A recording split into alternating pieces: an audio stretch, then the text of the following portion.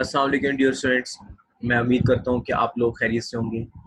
हमारा जो आज का वीडियो लेसन है वो कंटिन्यूएशन है ऑडिट के जो फाइनल रिव्यू होता है उसकी। इससे पहले ऑडिट के जो फाइनल रिव्यू और फाइनलाइजेशन में हमने जो चीज़ें आपस में डिस्कस की, वो सबसे पहले हमने किया था सब्सिक्वेंट इवेंट्स को। सब्सिक्वेंट इवेंट्स के अंदर हमने दो किस्म के इवेंट्स को हमने डिस्कस किया था। पहली बात ये कि सब्सिक्वेंट इवेंट्स होते क्या हैं? The events that took place और the events that occur between the balance sheet date, between the financial statement date we can say and the date of audit report। इसमें दो किस्म के इवेंट्स थे, हमने एडजस्टिंग इवेंट्स को discuss किया और हमने नॉन एडजस्टिंग इवेंट्स को हमने डिस्कस किया। देन हमने इसमें एक सेकंड आस्पेक्ट थी ऑडिट फाइनलाइजेशन रिव्यू की, वो थी गोइंग कंसर्न। एक तो प्लानिंग स्टेज के ऊपर हम इसको गोइंग कंसर्न को रिव्यू करते हैं as an auditor, and then after the audit is concluded and before the issuance of audit report, before the finalization of audit report, हम उसको दोबारा से रिविजिट करते हैं गोइंग कंसर्न की फीचर को। ये एक अकाउंटिंग एजम्पशन होती है और होती क्या है? An entity shall continue to operate for a foreseeable future. And now what is a foreseeable future? That is a period of 12 months। Then अभी उसके बाद जो है हम इसके बाद हमने उनके फैक्टर्स को डिस्कस किया जो कि गोइंग कंसर्न की जो थी अकाउंटिंग एग्जम्पशन थी उसको अफेक्ट करते हैं। अब हम जो है एक थर्ड टॉपिक इसके अंदर आ रहा है, that is what written representations. इससे पहले हमने मैनेजमेंट रिप्रेजेंटेशंस का जो कॉन्सेप्ट डिस्कस किया ये उसी की कंटिन्यूशन में है। मैंने कोशिश की है कि इस दफ़ा जो है काफ़ी ज़्यादा चीज़ें जो है मैं स्लाइड्स के अंदर ही डाल दूँ ताकि आप लोगों को इसको रीड आउट करने में और समझने में आसानी हो। फिर भी अगर कोई चीज़ रह जाती है जिसकी समझ नहीं आती तो इंशाल्लाह I am always there for all of you. तो सबसे पहले हम बात करते हैं रिटन रिप्रेजेंटेशंस की। हम इसको थोड़ा सा रीड आउट कर लेते हैं। Written representations are written statements by management provided to the auditor to confirm certain matters or to support other audit evidence। हमें जो भी क्लाइंट की तरफ से फाइनेंशियल इन्फॉर्मेशन आती है for the purpose of audit, वो एक कवर लेटर के जरिए आती है, किसी भी हेड ऑफ डिपार्टमेंट की तरफ से आती है तो एक ऑथोराइज सिग्नेचर के साथ आती है। So one of the objective of obtaining a written representation from the management is to ensure that the management knows and acknowledges its responsibility for the preparation of financial statements। ये हमने सबसे पहले lesson में पढ़ा था कि management की जो जिम्मेदारी होती है वो क्या होती है कि फाइनेंशियल स्टेटमेंट्स उन्होंने प्रिपेयर करनी होती है, और ऑडिटर की जिम्मेदारी क्या होती है कि उसने फाइनेंशियल स्टेटमेंट्स का ऑडिट करना होता है। And for the completeness of the information provided to the auditor, auditors receive many representations from management during the course of audit। देखिए during the course of audit हम किसी एक सेक्शन से record नहीं मंगवाते, हम सिर्फ रिक्वायरमेंट सेक्शन से रिकॉर्ड नहीं मंगवाते, हम आईटी सेक्शन से मंगवा सकते हैं, हम एचआर सेक्शन से मंगवा सकते हैं, हम प्रोक्योरमेंट सेक्शन से मंगवा सकते हैं, हम इन्वेस्टमेंट सेक्शन से मंगवा सकते हैं। तो जिस जिस डिपार्टमेंट से हमारे पास रिकॉर्ड आ रहा होता है हम उसको प्रॉपरली एक कवर लेटर के जरिए आ रहा होता है, उस डिपार्टमेंटल हेड के जरिए हमारे पास आ रहा होता है। So that is a kind of record that is received from the auditor और from the management. And some may be critical to obtaining or sufficient appropriate audit evidence।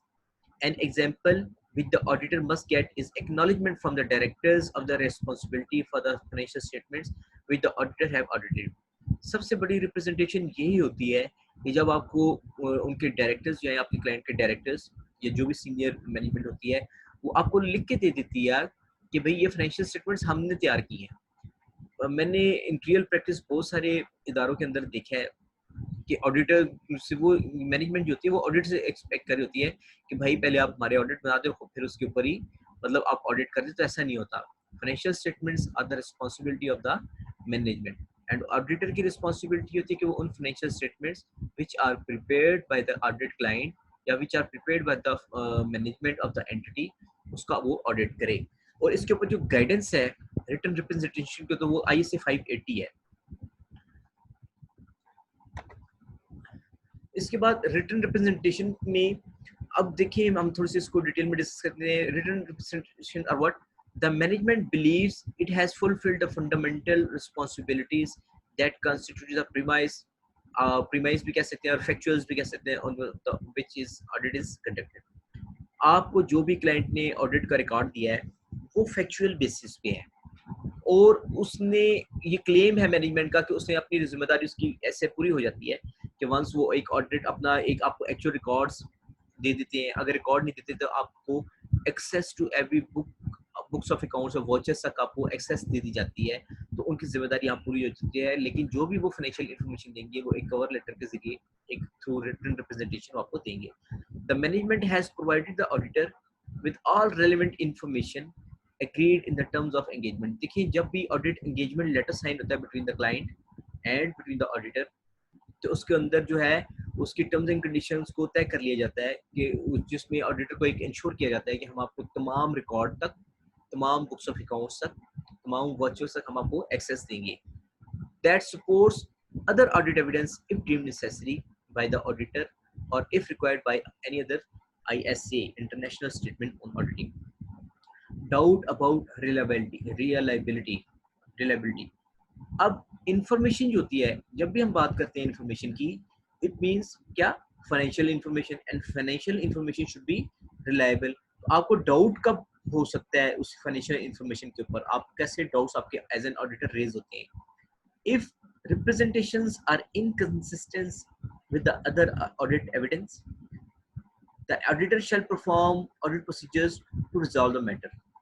If it cannot be resolved, the auditor shall reconsider the assessment of the competence, integrity, and ethical values of the management। देखिए जो auditor की ethics होती है, audit वही ethics हम अपने client से भी एक्सपेक्ट कर रहे होते हैं। वो क्या होती है कि उनकी कॉम्पिटेंस, कि आपने कॉम्पिटेंट लोग, आपने क्वालिफाइड लोग जो है आपने अपने इंटरनल कंट्रोल सिस्टम में उनको हायर किया हुआ है जो फाइनेंशियल स्टेटमेंट प्रिपेयर करते हैं। वो integrity, they are honest people.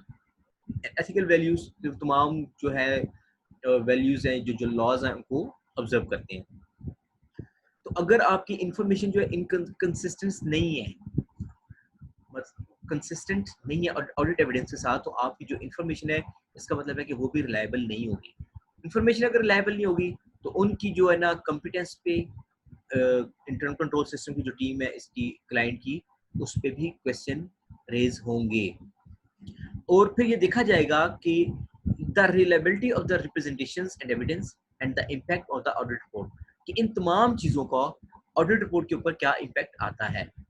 अब basic elements of representation letter, देखिए एक होती है आपकी ऑडिट रिपोर्ट, वो तो अभी हम उसी के लिए सारा काम करें, लेकिन before the issuance of audit report हमारे पास जो भी इंफॉर्मेशन आ रही है क्लाइंट से, वो एक थ्रू कवर लेटर आ रही है। अब उस कवर लेटर में क्या एलिमेंट्स होते हैं, उस रिपोर्ट के मैनेजमेंट लेटर के क्या, मैनेजमेंट रिप्रेजेंटेशन लेटर के क्या कंटेंट्स होते हैं। That letter is addressed to the auditor, contains specified information, जो भी इंफॉर्मेशन आपको दी जा रही है ऑडिट रिपोर्ट अप्रोप्रिएटली डेटेड, उस पर प्रॉपर डेट दी जाती है। ऐसा नहीं कि ऑडिट जुलाई में शुरू हो रहा है तो आपको जून की डेट में लेटर इशू कर दीजिए, ऐसा नहीं हो सकता। Approved by those with specific knowledge, हर बंदा, हर डिपार्टमेंट का जो एक जिम्मेदार और ऑथराइज्ड ऑफिसर होगा जिसको बिजनेस का नॉलेज होगा, वो उसको साइन करेगा।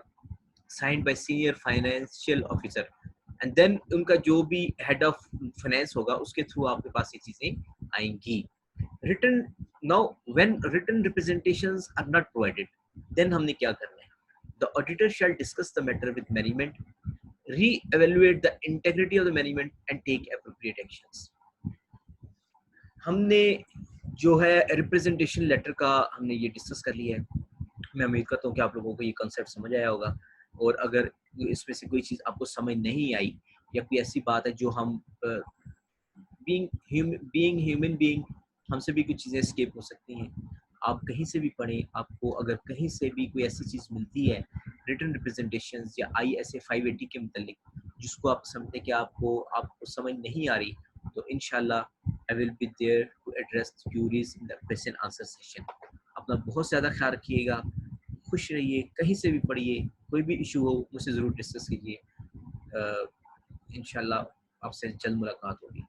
अपना ख्याल रखिएगा, खुश रहिए, अल्लाह हाफिज़।